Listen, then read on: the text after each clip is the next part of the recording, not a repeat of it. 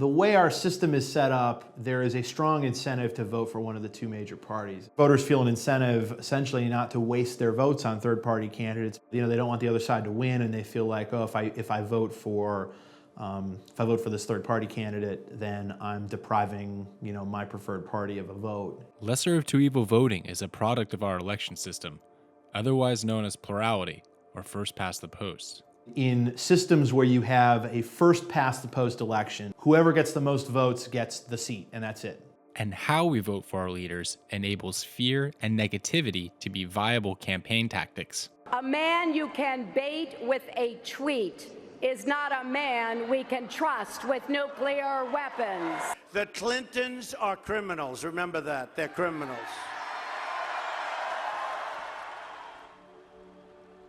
On Election Day in Maine, citizens will have an opportunity to adopt a new voting system, ranked choice voting, that could remedy some of these issues. To better understand how ranked choice voting can solve these problems and how Maine could become the first to implement it at a state level, we must first take a look at Maine's political history. This is episode 3, As Maine Goes. Maine's 2010 gubernatorial election was a competitive three-way race. Independent candidate Elliott Cutler lost to Republican Paul LePage by 2 percentage points, 36 to 38%. In his first term, LePage establishes himself as a deeply divisive figure. Sensing another opportunity in 2014, Cutler decides to run again. It just so happened that my graduation was perfectly in line with the 2014 gubernatorial election here in Maine. And I actually had the opportunity to join the cycle with about 3 months left. You had the Republican incumbent candidate, Governor Paul LePage, you had his Democratic challenger, Mike Mishu, and you had the independent candidate, Elliott Cutler. All were seriously competitive candidates. There were calls to leave the race for some candidates. There were calls for who had the best chance of winning, who was a spoiler, who was hurting whose candidacy. I'll hit you with a question you must get probably more than any other on the campaign trail. I mean, you look at that poll, you look at Paul LePage's record, and you look at a Maine voter who looks at Paul LePage and says, my priority this year is to get Paul LePage out. Isn't there a case to be made for let's unify the opposition here? All of those things became the conversation rather than what's my economic policy, what's my education policy, what's my health policy, what's my leadership experience, and so forth. The whole campaign became about something else. It is kind of the moment of truth for Elliott Cutler. There's very few, if any, people out there right now who are looking at this, even given today's numbers, and thinking that he can win. So he's either going to have to double down and look for a real miracle or reassess his viability as a candidate. When I conceded to Paul LePage on the morning after the 2010 election, I said that I believed, and I quote, that we had stuck a dagger in the heart of negative campaigning in the state of Maine. I believed that we had beaten back the politics of fear. I was wrong. I am a realist about my chances, but I'll be damned if I will kowtow to party politics and allow a bunch of polls to drown out the voices of thousands of Maine people who believe that standing for principles, ideals, and ideas makes you an American and not a spoiler. That was a turning point in the way that I viewed politics. I always thought that it was as simple as, the candidate with the best ideas wins, the candidate with the positive campaign wins, and voters really feel like they have a voice and real choice in the system. 2014, in my experience, kind of blew away all those assumptions. For those voters who have been seized with anxiety and who don't want fear to become an indelible and permanent hallmark of politics in Maine, I have one single request. Regardless of whether you vote for me or someone else, please join me in supporting the proposed Citizens Initiative on ranked choice voting and sign a petition at the polls on November 4 to bring ranked choice voting to a vote of the people in a referendum. He said that if we want to sort of do away with all these harmful, negative elements of our election process, look no further than ranked choice voting. Cutler spent the last 8 years of his life trying to become Maine's governor. In one election, he was the contender that lost by 2%. The next, he was fighting the stigma of being a spoiler, just ruining it for someone else. Why did he use some of the last moments of his 2014 campaign to talk about voting reform? Maine currently has first past the post, which a lot of places in the country have. We held an election on election night. The candidate gets the most votes wins. If you've got two candidates with the ballot we use now, someone's going to get a majority. But as soon as that third candidate enters the race, or fourth or fifth, which is not uncommon in our state, suddenly someone can win with 36, 37, 38% of the vote. You gotta energize and hold on to a 38% core that really supports what you're about. And you gotta knock everybody else down below that 38% level so that you're elected. That, turns out to be an effective and, as we've seen, not uncommon political strategy in the current voting system. Multi-candidate elections are not unusual in Maine. Over the last 40 years, we've had 11 governor's races. 9 of the 11 were won by somebody with less than majority support. 5 of the 11 were won by somebody with less than 40% of support.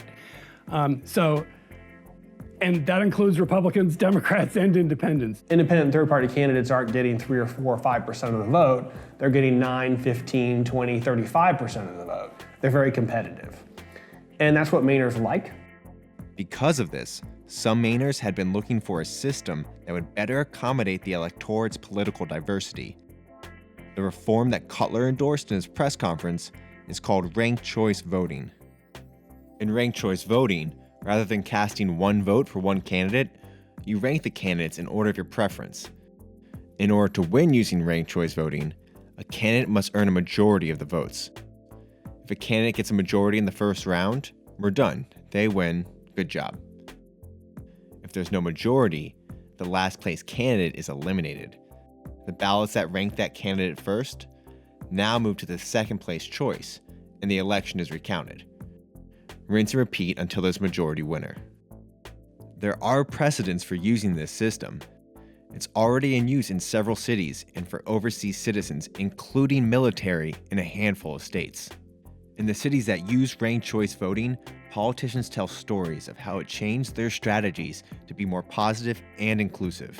The campaign was remarkably positive. There was relatively little elbowing and attacking. There was some, but relatively little because, of course, every candidate wanted to be the second choice of their opponent's supporters. If you've spent your entire campaign bashing down some other candidate, people that actually liked that candidate aren't going to think very highly of you and list you as a second choice candidate. You can't just play to your base. You have to be in the entire community if you're successfully going to win a ranked choice voting election. And other campaigns, if somebody had a lawn sign of your opponent on the lawn, you walk by. In this case, you stopped and still talked to them because you say, when you put up a lawn sign for me and vote for me second. Mm-hmm. Now that's pretty unheard of in most elections that somebody might have multiple lawn signs. There has been a bill in one form or another to adopt ranked choice voting in Maine since 2001. And I think the last one had like 70 sponsors, Republican, Democrat, and Independent. And eventually what happened at the end of the day is the bill didn't get out of the State House. Now in Maine, we have the gift of citizen referendum. So if the legislature isn't acting on an important issue, the people of Maine are able, if they collect enough signatures, to put the issue on the ballot for everybody to vote on. In 2008, the League of Women Voters formed a working group to research and draft another reform attempt. They recruited Dick Woodbury, former independent state senator, to help. The 2014 election was a catalyst for pushing it forward.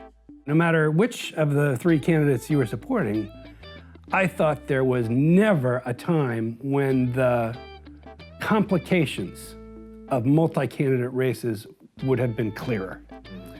And so that's why, I dove in with a group of people to initiate this actual referendum initiative at that time.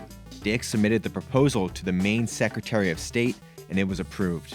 I think we finally got approved about a week before Election Day in 2014. And now we needed to recruit people to actually be at the polls to collect signatures, right? Because that's the best opportunity possible to collect signatures. Fortunately, People wanted this. I can't remember the exact number, but something between 30 and 40,000 signatures we collected on election day, which was way more than half of what we needed. All in that one day, with 1 week of mobilization, people would hug us. Thank you so much for putting this forward. We need this so much. The effort continued into the winter. We did a lot of our signature collection in the winter of 2015 and 2016, which even for a lot of New Englanders was pretty darn cold. Out on the streets in supermarkets, post offices, anywhere there was a local municipal election being held. The team eventually turned in over 70,000 signatures in support of ranked choice voting to the Secretary of State. Once the signatures were certified, the state legislature sent the initiative to the ballot as Question 5. Now it was time to educate voters in time for the 2016 election. It's going to take a lot of work. We're really going to have to be dedicated to the movement. We're going to have to be dedicated to reaching voters in all formats. There's going to be a lot of explaining to do, a lot of education. I think I registered for the Green Party almost every election, but I have never voted for a Green candidate because I am a strategic voter. Right. And I couldn't risk it. And that's why that's my number one reason for this. I really do believe voting should be about our values, about the issues, about our hearts. Shenna Bellows is a voter rights advocate and candidate for the state Senate. The reason I'm campaigning for ranked choice voting is because I'm really passionate about voting rights reform. And I think that ranked choice voting will increase voter empowerment in terms of elevating our principle over politics, allowing voters to vote our conscience. One of Shenna's biggest roles is answering the questions brought up by skeptics and critics. What are some of the other naysayers? What is their point against ranked voting? Well, there are some questions of constitutionality. Now, the first thing that I will say is that Portland has now experienced 2 elections under ranked choice voting and has not been challenged. 2, our Constitution, while it allows for a plurality, it's permissive, not exclusive. The most legitimate concern are that it's a new system, that it might be confusing to people to have an instant runoff system. I found it very confusing because they had lines going this way and they had lines going that way, unless it was like a bingo thing. The answer to that is we rank choices in our life all the time. It really isn't that difficult, and really it's a great thing, if without that, if we had 35 candidates running for mayor, somebody with, 7% of the vote could win. A second, more partisan concern is concern that it will encourage third-party candidates or independents to run. I'm not sure that that's a valid argument. I think even as a Democrat, I think we benefit when voters have more choices. I'm here on behalf of Fair Vote Maine, educating voters on ranked choice voting. Are you familiar with ranked choice voting? Not really. Fair Vote is a democracy reform organization helping educate voters on ranked choice voting. We will, by the end of this campaign, talk to well over 125,000 Maine people. 125,000 conversations. However, asking people to change the way they vote can be difficult. I think so many people, again, they don't think about how they vote. They're like, oh, I just vote. But then when you're like, oh, wait, there are different ways to vote. There's a name for how we vote, like first past the post or plurality. People are like, wait, what? If we were just to do education campaigns on what first past the post was, I think we'd have just as many obstacles as we would talking about ranked choice voting. There's a stigma attached to the idea of a political issue that is changing the established order of things. That's something that, if it's not presented in the right way, I don't feel like people are going to be receptive to it. So that's what we're here for. Is this for federal or is this for state? State level. This is for state level. This won't be for presidential elections. Oh, okay. Well, nothing else. I mean, it seems like nothing is working anymore, so why not try it? I think it's also interesting because our opposition tried to call this a plurality with lipstick. When I read that, I was like, that's actually something I would use as a pro. You don't always need to be like, we need to burn it down in order to make something better. I don't think that ranked choice voting is revolutionary in that it's gonna reinvent the wheel, but I think that little bit of lipstick is what's necessary and will make a really big change that we can't even really anticipate for a number of election cycles.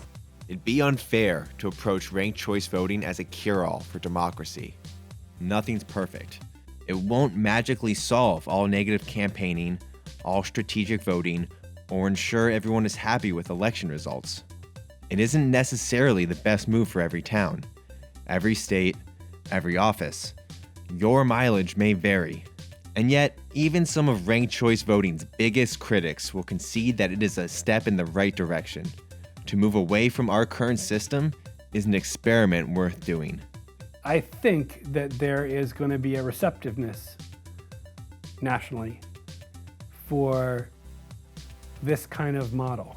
Maine certainly isn't alone in seeing multi-candidate races and seeing the vote splitting and strategic voting issues that arise as a result. And Maine certainly isn't alone in seeing all of the negativity and gridlock of politics and how it's deteriorated into such a divisive thing. What's worse than a politician today, right? 26 states and DC have the ability for citizens' initiatives and referendums. The effort behind Maine's Question 5 is just one story where citizens are taking reform into their own hands.